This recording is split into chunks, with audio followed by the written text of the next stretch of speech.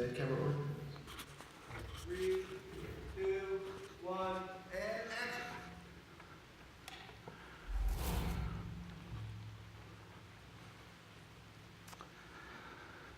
I never will forget the day I met him. You probably have a similar story if you're a follower of Jesus. That's the way he is. He's unforgettable. When he comes into your life, it changes everything. We had heard of Jesus before we met him. Everybody had. He was teaching in synagogues and doing miracles, and Galilee was consumed with the news of this new rabbi on the scene doing these amazing things. And so one day, my brother Andrew and I were washing our nets, cleaning our nets after fishing all night, because that's what we did. We fished. Like our father and his father before him, we fished. Have you ever fished with nets before? It's not a lot of fun. It's hard work, it gets hot, and the fish stink. And everybody's always looking down on you. We were uneducated fishermen. But that day, as we were cleaning our nets, Jesus showed up with a crowd of people. He had a crowd around him a lot, actually. That day, he had his back to us in the shore, and he was taking steps backwards towards the shore to allow more people to crowd around him and listen. Eventually, he ran out of room, and so he turned towards Andrew and I, and he walked over, and he got into the boat, my boat, that was anchored there in the shallow water, and he just kept preaching. And we were mesmerized by Jesus, so we didn't care. We just kept listening, and the crowd just kept growing until it got to the edge of the water. And I'll never forget it.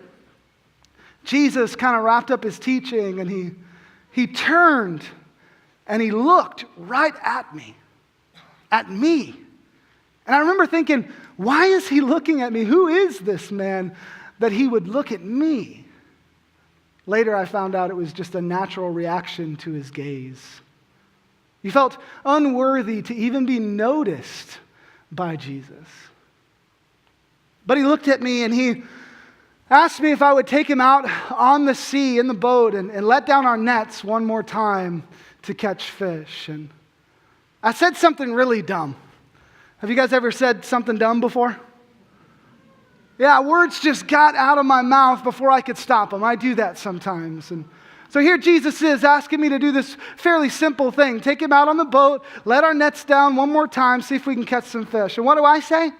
I say, Master, we toiled all night and took nothing. We didn't catch anything, Jesus.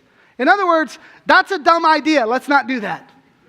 I've fished all night already. I don't want to fish again. I didn't know who he was. I didn't get it back then. But I felt the foolishness of my words as they came out. So I added on the end, but at your word, we'll let down the nets. And it was crazy. Andrew and I had been fishing all night. It was a night shift kind of job. And we had no stinky fish to show for it. We were exhausted. And we didn't smell too great ourselves either. Especially my kid brother Andrew, that guy. But when we let the nets down at Jesus' word, we caught tons of fish. It was amazing. I'd never seen that many fish in one net before. My net had never seen that many fish either, because it started to break and tear, and we had to get help from the shore to haul in the heavy load. And once we did get in to the shore, I just looked at Andrew like, who is this guy? I mean, it was a miracle. I'd never seen a miracle. So I just fell at Jesus' feet. I felt so unworthy to be in his presence. As I looked at him and I watched him do this miracle, I felt my sinfulness in comparison, like I was in the presence of holiness, personified. And so I said, "Depart from me, for I'm a sinful man." And then it just came out. I called him Lord. And I realized in that moment that Lord fit for this man, that title fit. It was like I'd known when I first laid eyes on him, deep down inside somewhere, that I was created to need this guy. And I was able to recognize him for who he was. So I said, depart from me, for I'm a sinful man, Lord. About that time, James and John came up. I didn't have all the words for what I'm saying to you now. I mean, back then I didn't really know. Now I'm an apostle. I teach and I preach, and I even write letters to churches to tell them who Jesus is. I don't write as many letters as my friend Paul. He writes lots of letters. Everybody loves Paul's letters. But I do write some letters, at least 2. And I understand things a lot better than I did back then. And even back then, though, on day 1, I knew that Lord fit for this Jesus. But anyways, James and John, my good friends, came up and about that time. And Jesus had a funny nickname for them. He called them Sons of Thunder, which was not meant to be a good thing. It wasn't like a superhero nickname. They had such hot tempers back then. But now, John is the most gracious of us apostles. It's because when Jesus comes into your life, you have no choice but to be changed. I'm not saying that everybody who came to know Jesus or came to see Jesus and hear Jesus ended up following him and believing in him. Far from it. Most actually didn't. Most left when the teachings got difficult. Most bailed when the times got tough. I even did. But what I am saying is that you can't stay the same after a true encounter with Jesus. Your choice about who Jesus is will change you, one way or the other, forever. Where was I in my story? Oh yeah, I had fallen before Jesus on my knees, and I felt so unworthy, and I just said that he should leave me because I was a sinful man. Well, he didn't leave me. In fact, he picked me up and he said, do not be afraid. From now on, you will be catching men. You'll be fishers of men. Now, I didn't understand what that meant. None of us did. But what we did understand was that we couldn't go back to catching stinky fish all day, every day after this. We knew we had to be near Jesus, that we had to follow him. We had to be in his presence. And so when he said to us, follow me, we did. We dropped our nets and we followed him from that day forward. We became his disciples. Which is crazy because we were not qualified in any sense of the term to become his disciples. All of us had been through synagogue school when we were kids, and the teachers had told us that we wouldn't cut it as a rabbi's disciples. They had told us basically that we should spend our time learning to catch stinky fish rather than learning to read and write. We never thought we'd be able to follow a rabbi like this. I can't believe I told Jesus that we shouldn't go fishing because I had already been fishing. I just didn't get it back then. But Jesus was so gracious with me and so patient. He gave me a second chance and a third and a fourth. That's the way he is. That's who he is. Grace, love, second chances. I don't have a great track record of keeping my mouth shut. Stuff just gets out and then people write it down. I don't have a great track record of keeping my mouth shut. I look at myself back then and I just think, man, I was so impulsive and so stubborn. Jesus told me things over and over and over and over. He did awesome miracles, much more amazing than catching some fish. But I just didn't get it fully. Like there was this one time when Jesus asked us a question. Jesus asked us questions a lot, actually. It was maddening. He would keep asking questions, and I would say, Jesus, please just speak to us plainly. And he would answer by telling some story we didn't understand or asking us some more questions. We usually didn't know the answer, but there was this one time I kind of did know the answer. Jesus had just fed thousands of people with just a few loaves of bread and a couple stinky fish. And It was this amazing miracle. We had baskets of food left over afterwards. It was awesome, but it was a long, hot day for us.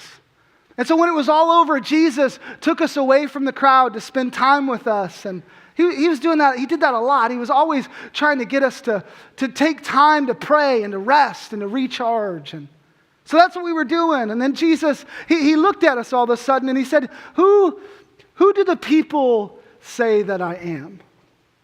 And I stayed quiet, but the other disciples spoke up and they said, somebody said, some people think that you're John the Baptist raised from the dead. And then somebody else said, some people think you're Elijah raised from the dead. And some people think you're Jeremiah raised from the dead or another prophet. And when everybody kind of quieted down, Jesus looked at us very intently and he said, but who do you say that I am?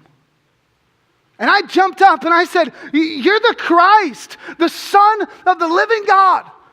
And I didn't even really understand it then. I didn't get all the implications, but I felt like it had to be true. Like I had never said anything more true in my whole life. I was thinking he has to be the Son of God. He's got to be the Messiah, the Christ, the one that has come, that the earth has been groaning for since the beginning, since the fall, since Genesis, like my friend Paul likes to say now. And when I said that, I stepped up to the front of the class. I mean, Jesus looked at me and he said, Simon, that's my other name. He said, Simon, son of Jonah, flesh and blood has not revealed this to you. It was my Father in heaven. And then he said this, he goes, you are Peter, and on this rock I will build my church, and the gates of hell will not prevail against it. I'll give you the keys to heaven, and whatever you bind on earth will be bound in heaven, and whatever you loose on earth will be loosed in heaven. Woo! I was pumped. I looked at John, the beloved disciple. I was like, what now, John? I'm the rock. Can you smell what the rock is cooking? I got the keys, baby.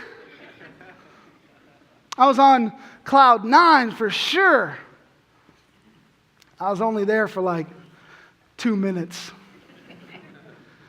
Because then Jesus started talking about how he needed to suffer and die, and I didn't get it. I just said he was the Christ, the Messiah, the King that would come in and set Israel back up and would overthrow Rome and would enter or usher in God's eternal kingdom. And now he's talking about suffering and dying. I didn't get it. We didn't understand that he had to die. And so I thought Jesus was giving up. I thought he needed a pep talk. I thought Jesus needed me. Now I know that's a mistake.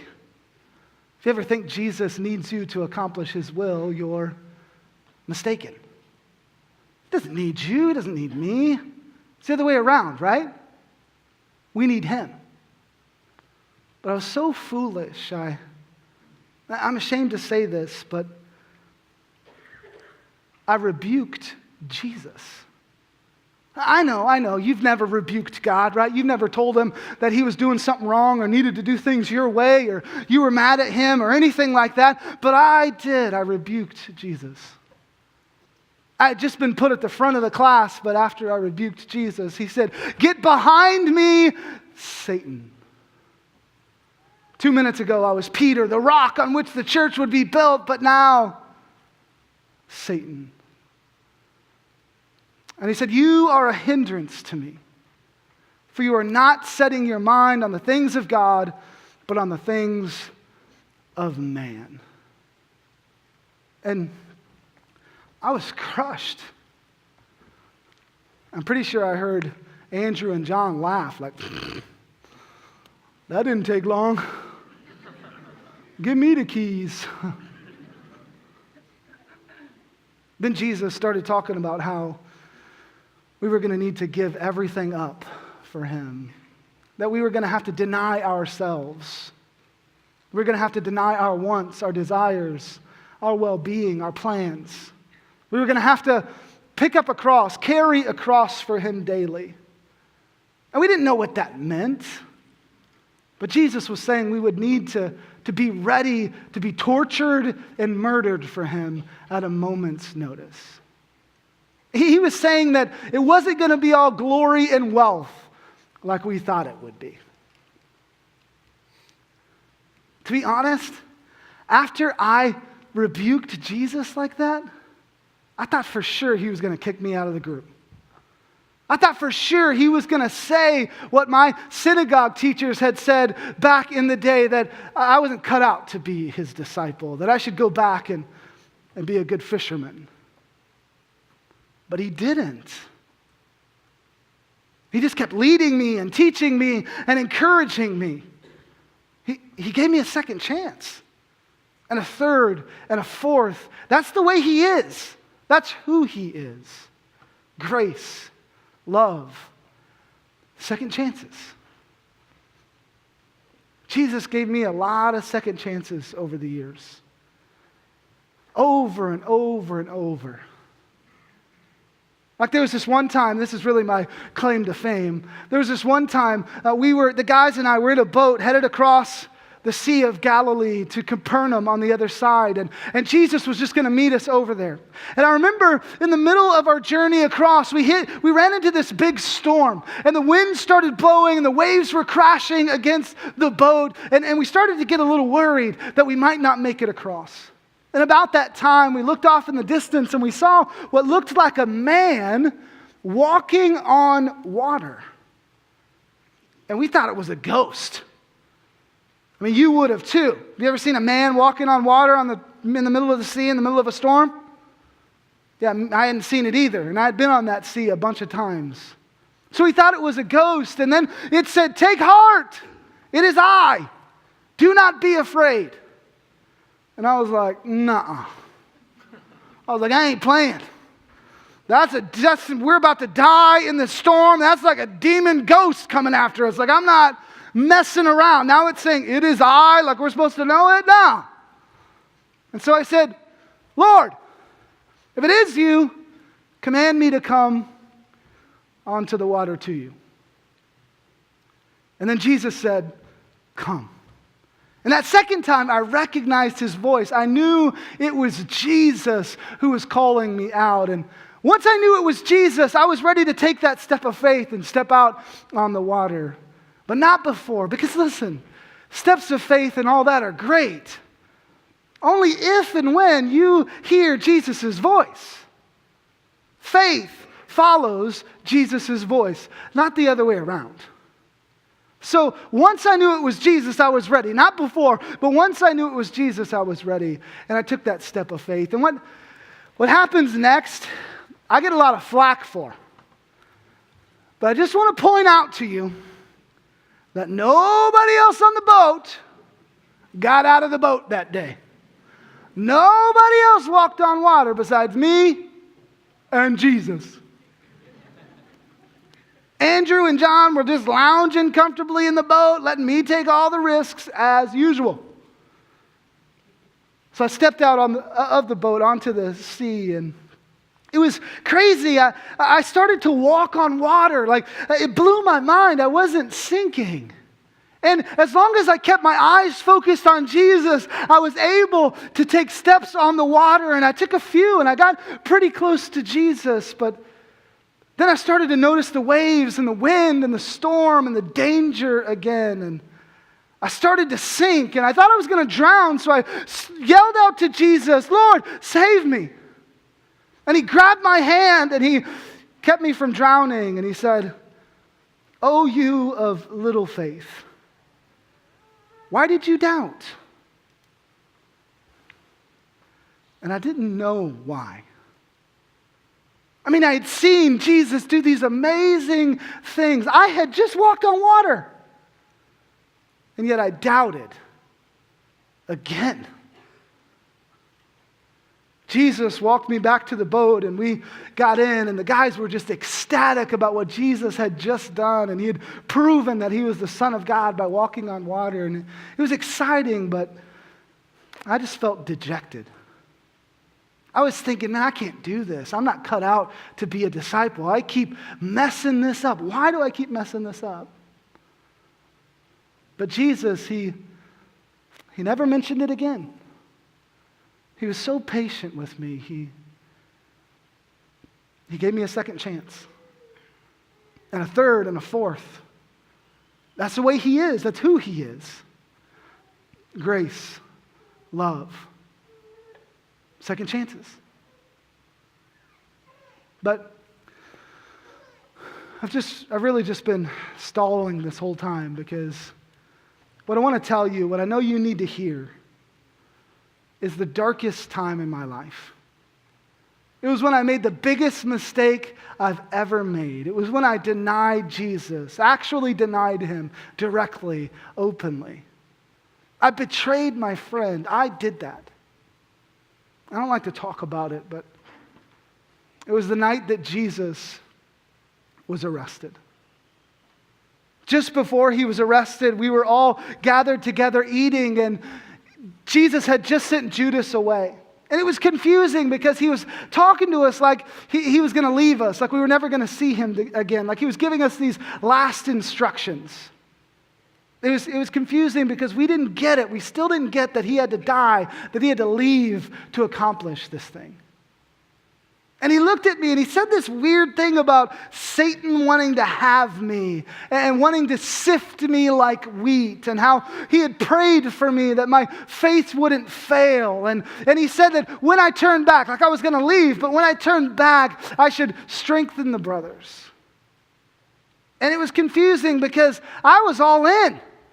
So I said, no, Jesus, I'm all in. I'll go all the way. I'll go to death, to prison, whatever it takes. I'll go the whole way. And I thought I was willing to go that far. I thought I was willing to die for Jesus that night. But Jesus said that I wouldn't stay strong, and that in fact I would deny him 3 times that very night. He said I would act like I didn't even know him 3 times before the rooster crowed. And I thought, there's no way that's right. I mean, I know that Jesus has been right always, but there's no way this is right. But he wasn't wrong. I did it. I denied Jesus 3 times. Later that night, the soldiers came to get Jesus, and I wanted to prove him wrong so bad that I grabbed one of their swords and I swung it as hard as I could to defend Jesus. And I actually landed a blow. I cut off a guy's ear. And then Jesus came over and he said, Peter, that's not the way this is going to happen. And he healed the guy. It was confusing.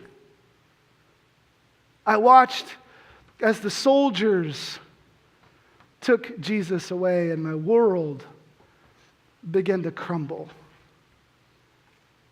My heart began to break. I was overwhelmed with this shame and this confusion, and I thought, is this the way this is going to end after all that Jesus has done, after all that we've believed in, after all we've worked for? Is this how it's going to end? And I followed at a distance as they took Jesus away until we got to the high priest's house, and a servant girl came out, just a little girl, and she said I'd been with Jesus. She was trying to get me in trouble. And I should have said, yes, I'm Peter. I'm like #1 disciple, and I'll go all the way for him. I'll go to death. Yes, I'm with Jesus. He's my friend. But to my shame, I didn't. I denied him to a junior high girl. She walked away, and somebody else came up, and they said I was, just like she did, they said I was in Jesus' group, and I didn't defend him. I didn't stand for him. I wasn't willing to drink the cup that he was drinking. After all my bravado and all my big statements and all my big promises, I denied Jesus a second time. About an hour later, another guy came up and he insisted that I was one of Jesus' followers. And he said I was a Galilean, and another chance for me to fulfill my promises. Another chance for me to stand for Jesus. But I said, no, I don't even know who you're talking. I don't even know that guy. Who are you talking about? And about that time, Jesus was being taken to another place, and I caught his eye, and I heard the rooster crow. It had all happened exactly as Jesus had said it would. And I was filled with this sadness and this shame. So I just ran. I ran as fast as I could, as far as I could, and I just wept, and I wept, and I wept. How could I do this to Jesus after all the second chances? How could I betray my friend? How could I do this? There's no way he would welcome me back. No way he could ever forgive me. I'd gone too far. There was just no way. Have you ever felt that way? Like you'd done something that you could never come back from. Like you were out of second chances with Jesus. That was where I was at that day. I watched as my friend Jesus, the one that I thought would be the Messiah, the King, the promised one, was unfairly tried and beaten and eventually crucified. I heard him yell from the cross, "It is finished." And I thought it was. I thought everything we had worked for was over. I thought it was over. They laid him in a tomb, and my dreams were crushed. My heart was broken. And I was so ashamed of what I had done and so confused. A couple days later, we were all together talking about what had happened and trying to figure out what we had misunderstood and what we were supposed to do. And then Mary came running up and she said that Jesus had risen, that she had seen him, and it didn't make any sense, and we didn't believe her, but we ran to the tomb, and the tomb was empty.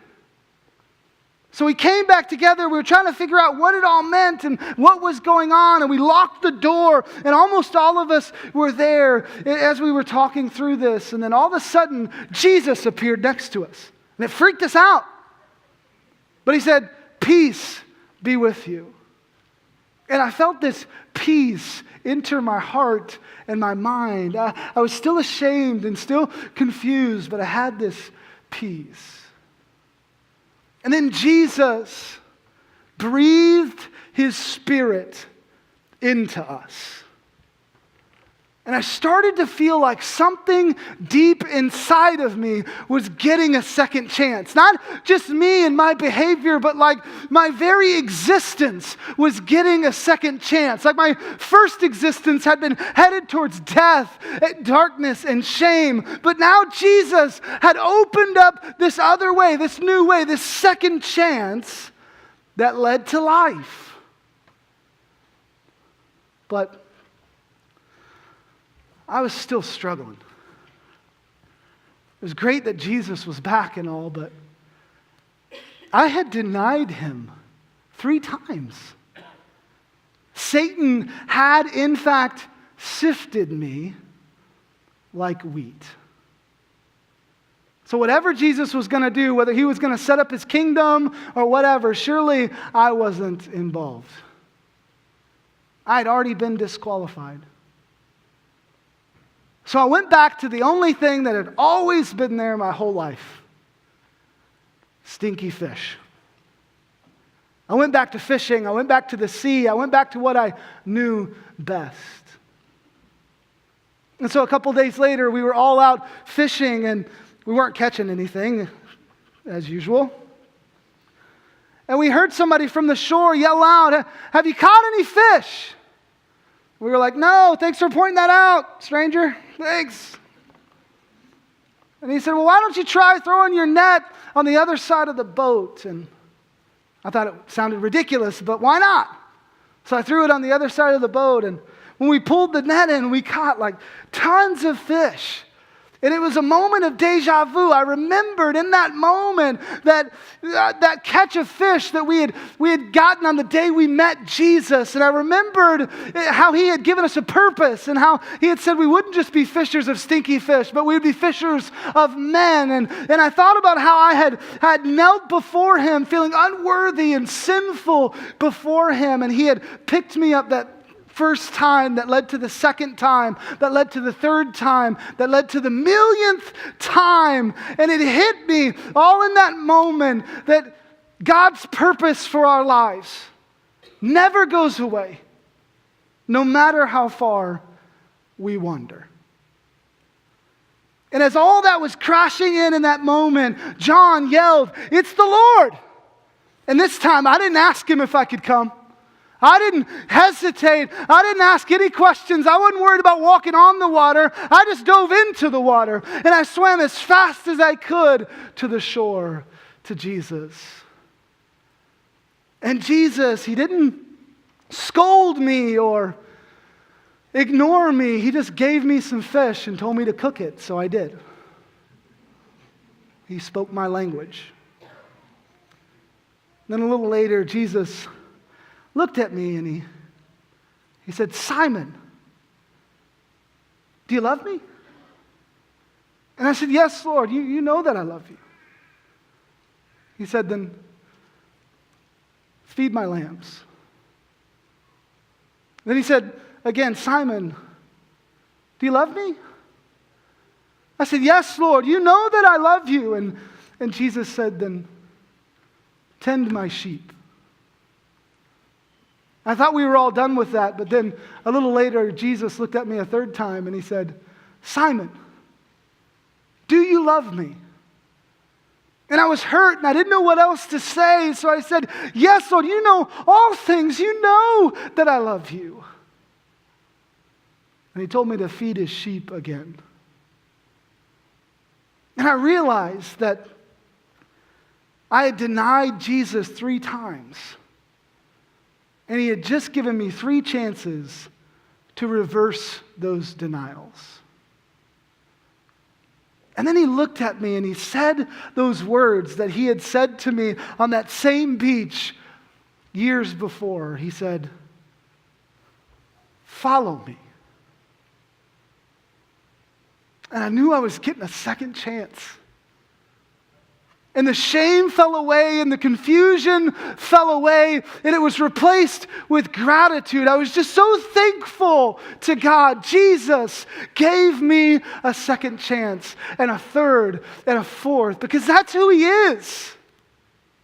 Grace, love, second chances.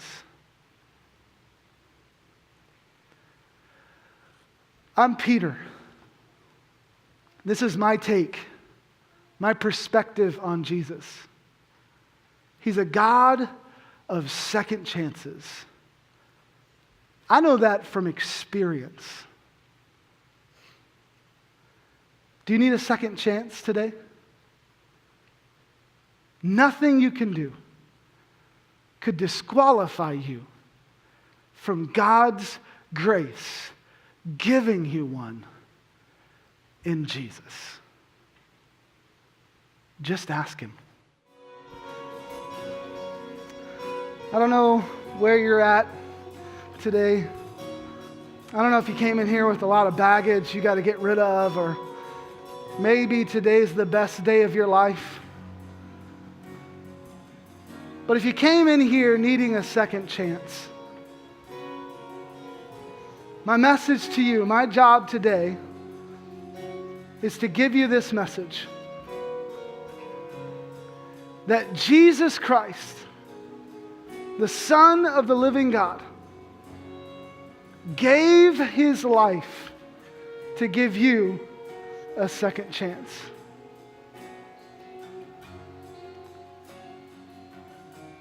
Why would you keep drowning instead of reaching out to Him and saying, Lord, save me? Why wouldn't you ask Him for that second chance and receive it?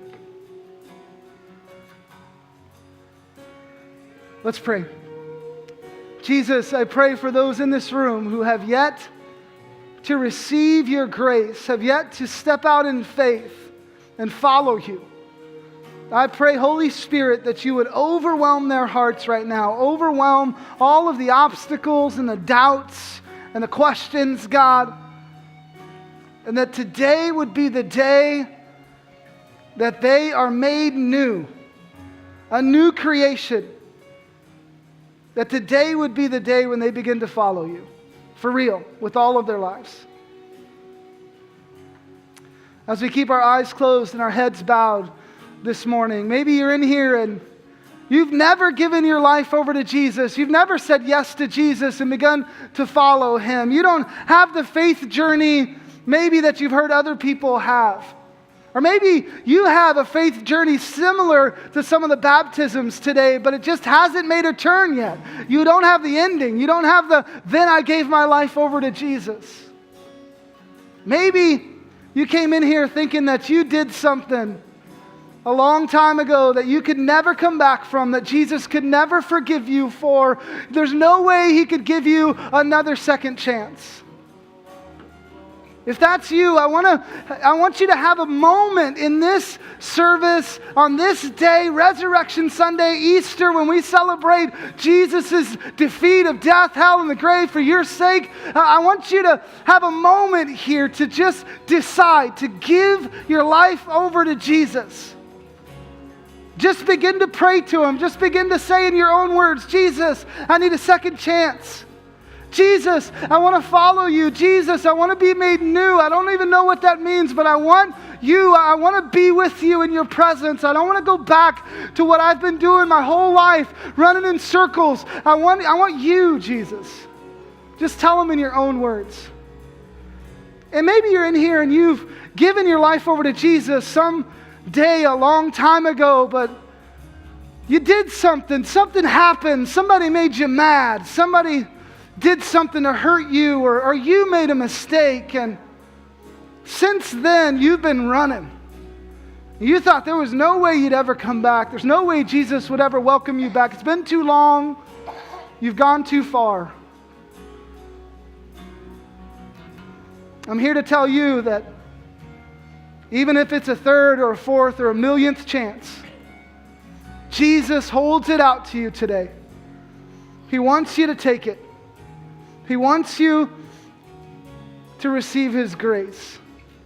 Just tell Him that right now. Just say, I'm coming back, Lord. I'm coming back. Thank you, God, for your second chance. I'm coming back. And just begin to follow Him.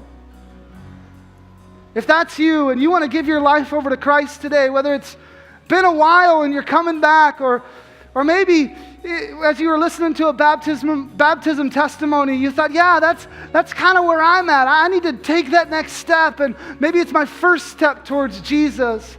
But today you're coming back, or you're giving your life to Jesus for the first time, and you want to be different when you leave this place. You want to leave here different than you came in. It's serious. It's big. You want to follow Jesus with your life, whatever that means. If that's you today with our eyes closed and our heads bowed, I'd love to pray for you. Would you just slip your hand up so I can pray for you? Yeah, I see that hand. Anyone else? Yeah, I see that hand. Hold it high. Anyone else? I want to pray for you today. Yeah, the hand's going up all over. Let me just pray. Jesus, I pray.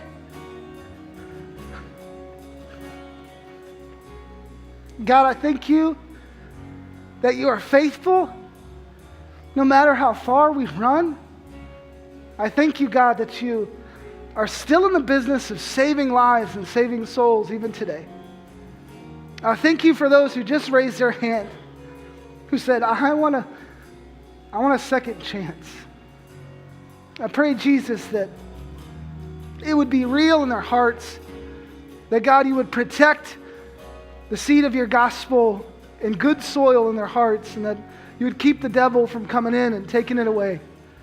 And that this would be not just a Sunday morning thing, but a Monday and a Tuesday and an everyday thing.